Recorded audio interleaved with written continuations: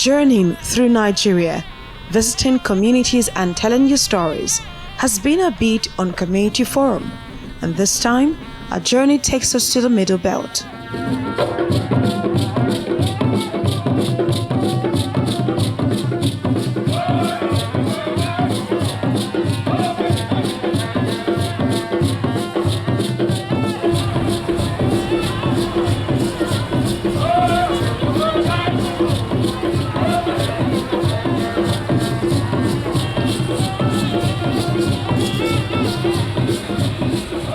Benue State, known as the food basket of the nation, is faced with so many threats that undermine its potentials. Owing to the crises that have erupted over the years in this area, persons have been displaced, properties have been destroyed, and lives have been lost. That's going to be our focus on this episode of Community Forum. Welcome, I am Sarah Yeku.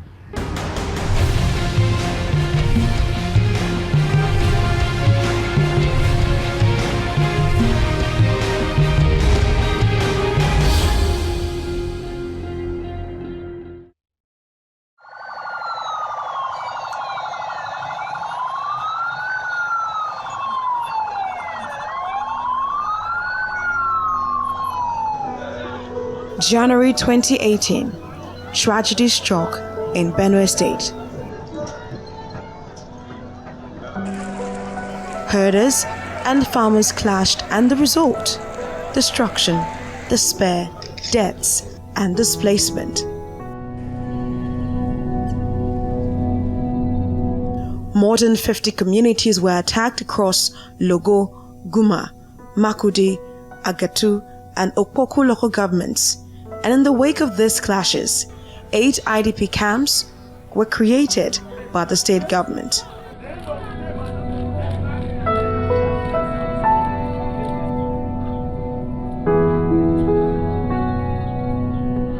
The displaced persons are the casualties of these clashes, most of them farmers.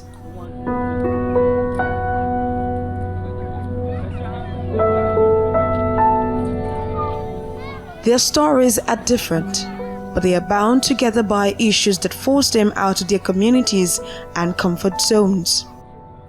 They have become members of a community by virtue of circumstances beyond their control. No single effort has been made to compensate the people whose houses were totally destroyed. They were all in refugee camps. It is these current soldiers that have made people to go back to their houses. And now that I've gone, the Fulani herdsmen destroyed all their seed yams. They destroyed other burned them, even grapes. They were excreting on the grapes. So it's a sad thing. If you go right now there to the village, where if not because of the soldiers, if the women see you, they will run away.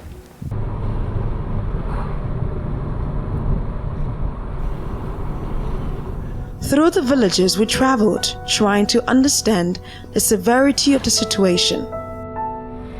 About 9 in the morning, we arrived at the Abagana internally displaced persons camp on the outskirts of Makodi, the state capital. Men, women, children, thousands of them. A mix of displaced persons from Logo and Guma local government areas of Benue State, and even some more from the nearby Nasarawa State. Farmers from these agrarian communities in the state have abandoned their farmlands and fled to safer climes because of herdsmen's attacks.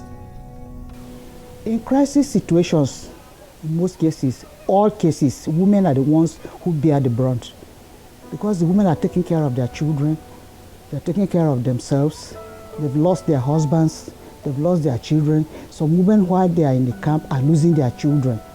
The women are the ones suffering most. The unfortunate thing is that the federal government has refused to accept that there's a crisis situation in Benue State. You first agree that there's something before you address it. If they had agreed that there's such a situation in Benue State, they would have taken steps to address it, to find solution to it. One, they are busy talking about the law. The killings did not come as a result of the law. The law came as a result of the killings. And now they are holding on to the law. They are not saying anything other than the law. So many groups have come to the state talking about peace. What peace? When the people are there in the IDP camp. Their gloomy faces betray their emotions. Hands under their chins, thoughts in their hearts. Will they ever recover from the carnage that happened right in front of their eyes? Things have indeed fallen apart for them. Many of them who have attempted to go back to their homes weren't lucky enough to come back alive.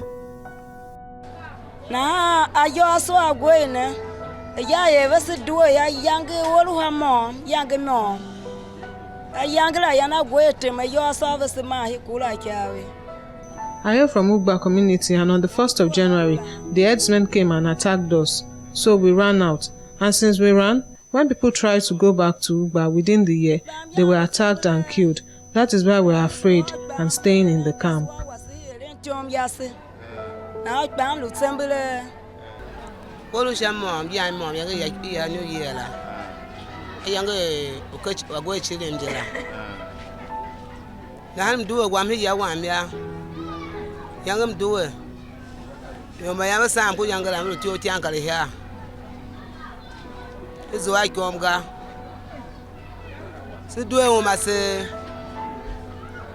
First week of March, and we arrived at 34,986 persons that we counted them here in the camp.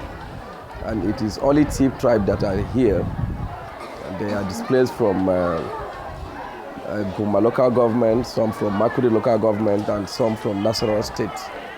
You know, when they were leaving their homes, some were from the farms. They were just heard that they are burning their houses, and then from there they were just running. So they left with nothing. Their clothes, their cooking materials, all these things were burnt down. So if individuals can come to the help by bringing clothes, cooking materials, things that they can sleep on, mattresses, and like now we're in Hamatan, if they can bring things like blankets, it will also be of help to them. So this is one of the toilet facilities constructed by an NGO. We took time to see all the facilities available to these persons in the camp. In company of the camp commandant, we see how they are trying to make do with what they have been given.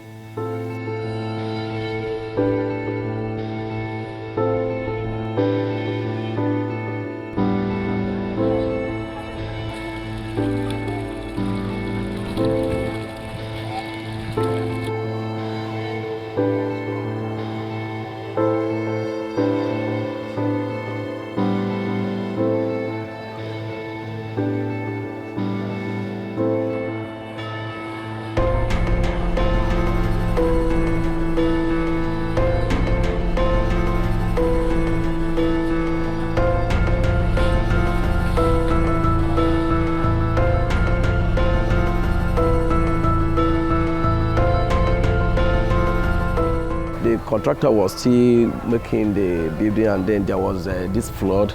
People came and stayed, and after the flood, he came and started the completion of the building, and then there was this crisis again. And then people had to come in, and then he waited. So he's still waiting. When the people will go, then he'll come and continue his work.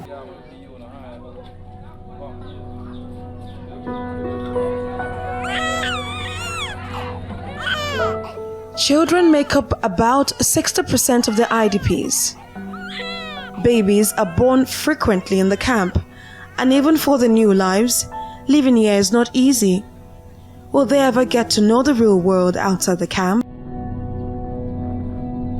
Every family cooks its own food, often given to them by the state's emergency management agents.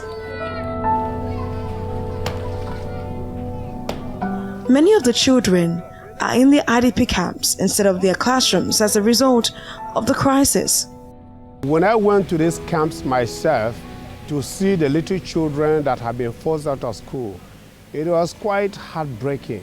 You see school children, loitering in these camps, and you are looking at the future of these children, thousands of them. And so I came back and called the management, and we sat together and decided on how we can take education to these children in the camps, because you can imagine that these children will be there and you don't know when the crisis will end, so that these people will go back to their communities and continue with education. And so the management came up with Benue State Emergency Education System. So we formed a committee, and this committee went and did an assessment needs in these camps. And so we provided some temporary school structures in these camps, but it was actually difficult to even accommodate all these children, because we're talking about thousands of them. In fact, as at the time that this happened, I was working with the statistics of NEMA, and we had 16,000 children in one camp alone. But because this was so enormous, what we did was still like a kind of a tip of the iceberg. And so we really needed a special intervention from various quarters. I tried to reach out to some of the international organizations, but they told me that they had directives to focus everything in the Northeast. And so Benue actually was literally deprived of all these interventions that would have helped these school children. But at the state level here, we tried. The governor was able to give some money, but this wasn't enough because there's no money and you are dealing with thousands of these school children in this kind of peculiar situation. The crisis in the southern part of Cameroon has also led to the fleeing or the influx of Cameroonian refugees in part of Ikondi. There are over 3,000 there. So the government of Benue State is also largely responsible for their well-being in that part of Benue. The government of Benue State, through SEMA, have been able to cater for the health needs of the RDPs. Then in the area of education, remember, if you look at the statistics of our RDPs, you'll see that the population of children in the camps top the entire population of our RDPs. And so what the government of Benue State has done, what the governor has done is also to mobilize the commissioner of education through SUBEB and also the assistance of other NGOs. We have up to 12 classrooms here. Examinations were on at the intervention school in the IDP camp, where some of the displaced are furthering their education. A cumbersome process it is. No question papers. The teacher has to write the questions on the board and dictate. There is dash clock there. Hold it up. Dash office closed in dash hours time. The school is being established by the Benue State government through SUBEB, who is in charge of other primary schools in the state. And so the standard that is here is the same standard that is in the other schools as well. So they are receiving the same teachings, using the same curriculum as other primary schools are using. And so they are of good standard as compared to other schools too. Young at heart, but dreaming big for the future. Away from the problems that stares them in the face, these children are breaking away by engaging in sports, a specific one they created for themselves. This is what we used to play when we are over in the school. And we used to play this. His name is Orchid. Then, we don't have any ball here. We don't have any money to buy ball. We are the people that they even pursue us from our village here. So we ran this when the time we are closing the school. They brought us school here and we go free like this. So we are trying to learn. Then when we go there, we come back, we track this as a praying from here so that we may not have a double mind upon all what is happening to us in this IDP camp. Then this is what is called okay. I have to show the government that it should please help us so that we may reach back to our village, so that we may be happy. The time when we are in our village, we can even farm and have some little money so that we may buy clothes. Look at now, we're walking in the sun without empty leg. We are walking with empty leg. We wouldn't even try to wear slippers when we are walking here. Something mature, because look at the wound that I own here. It is very the wound. It is wound here. It is this sun that I hit on. There's something. Then if we are in our village, we have to farm so that we may have money and buy some shoes to wear and play all the way. But now we don't have anything. Then I want the government to help us so that we may return back to our village, so that we may learn all and fight on, do whatever it is how we used to do in our village.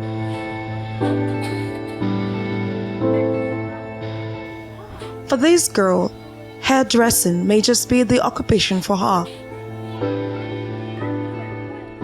Torn clothes, clothing for many of the children, open wounds, a risk for many of them. Outdoor kitchens, each household has a space for cooking here.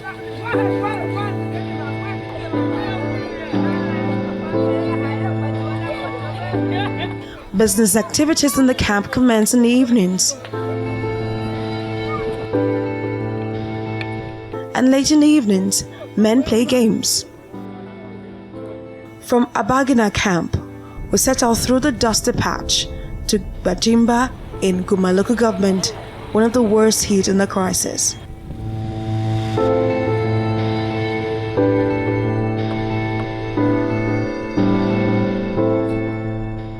This is the Gbajimba IDP camp. The young and old take refuge here.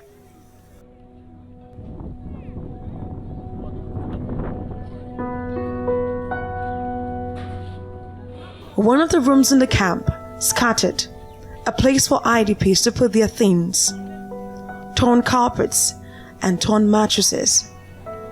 What does the future hold for these children?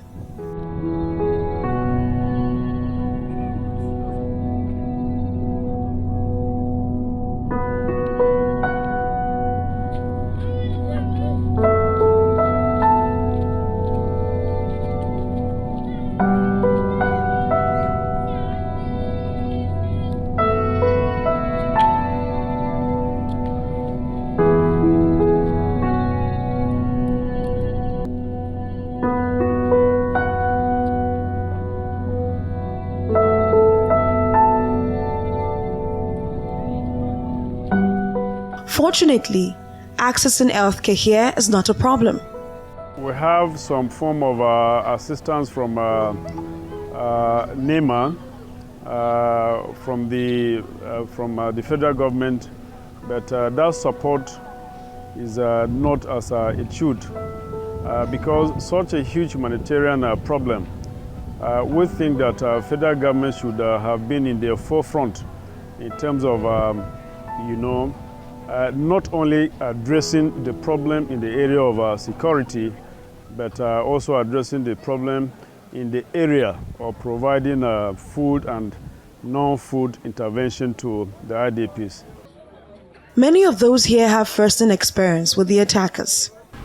We have a lot of rice, and when they came and they could not even find anybody to kill in the farm, they decided to burn the whole of the rice. And then the experience that we got there, we spent a lot of money in trying to harvest this rice. And we have almost about 350 hectares, all were burned together. And then we have a lot of losses. We could not even bring out a single bag.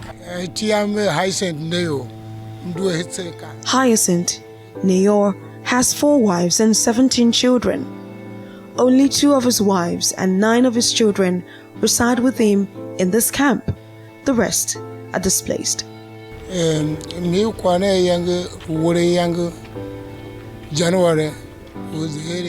The crisis started on the 2nd of January and we lost 73 people on that night. The herdsmen attack continued. As we were running here, they were killing those people behind. We came to take refuge as the state government has been giving us shelter and medical attention. Any attempt by any of us to go back home To even look at what is happening there results into loss of lives. Somebody went to Uvira in October and he was killed. The herdsmen have occupied our ancestral homes and we can't go back. That is why we are here. The government should help us bring more security agencies so that we can go back home.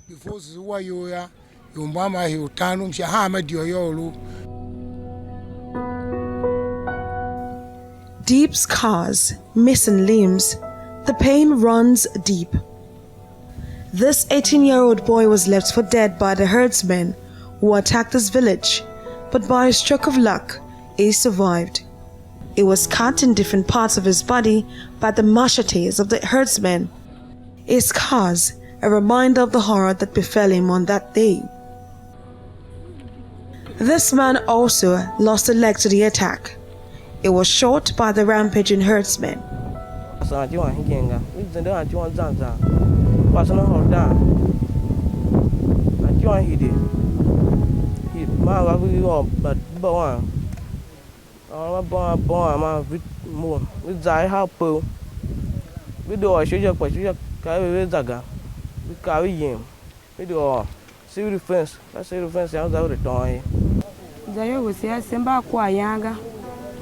She judged Yavana Kiga.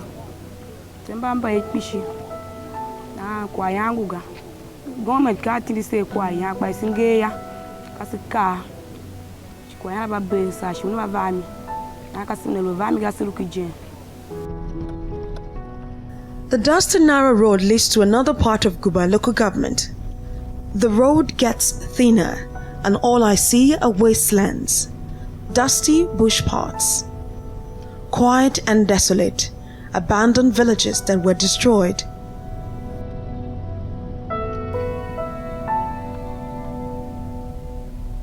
Burnt down structure over there, the staff quarters of this health primary clinic. As you can see, it was also burnt down completely. The community is deserted. Displaced people are yet to return back to this place. The few that you have seen around here are the ones who have come to check if the place is safe for them to return to. But even at that, they have not come to stay because as most of the buildings, as you can see, are not standing. And that is why we said earlier that we can't close down the IDPs camps now.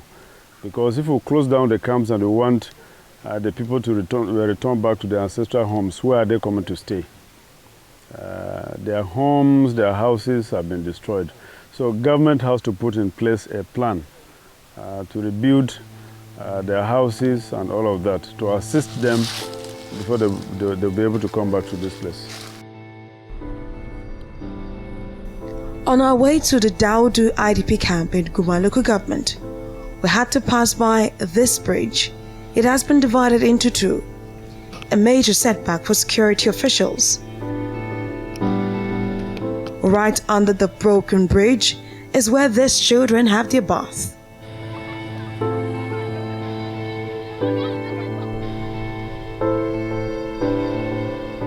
We finally arrived at Daudu camp in Guma local government. Neatly arranged white sheds are all you see.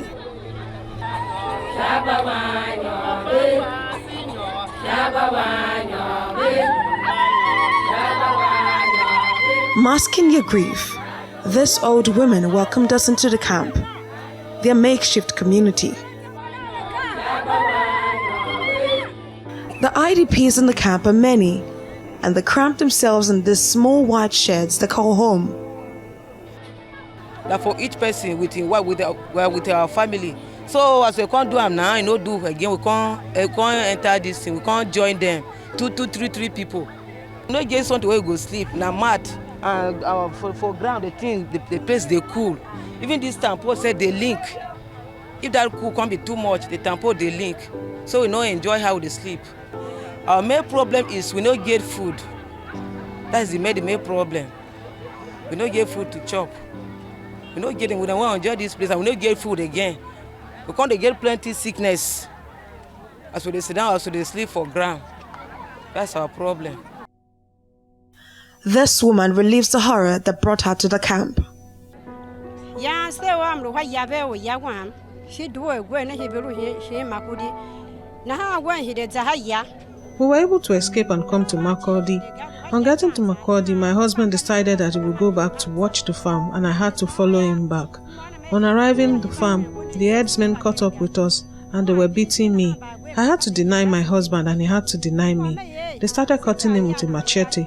They cut his head, they cut his fingers. They butchered my husband in my presence, and I didn't want to look.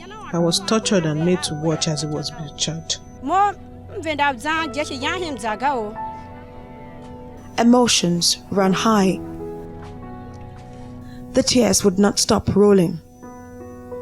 They all have different stories to tell. Can these emotional wounds get healed?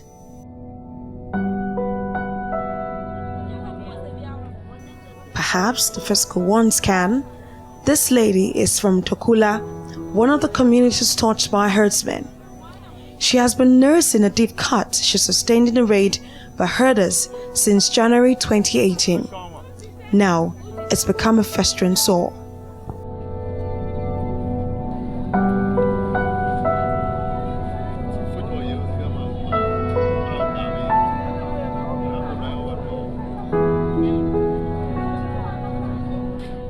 More housing units are being built to accommodate the increasing number of IDPs, that they may go back to their communities, their ancestral lands, their occupations, their lives, is all these IDPs want. But will that happen anytime soon?